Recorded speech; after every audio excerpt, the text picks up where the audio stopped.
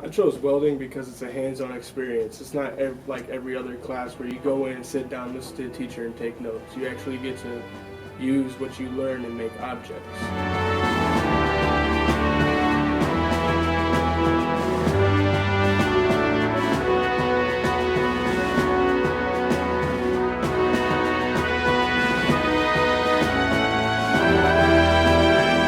About it, mainly a couple teachers took me down to the sign-up program, but I had learned about it earlier because my mom actually wanted to be a welder, and she was just telling me about how the benefits work and how much money you can make from it.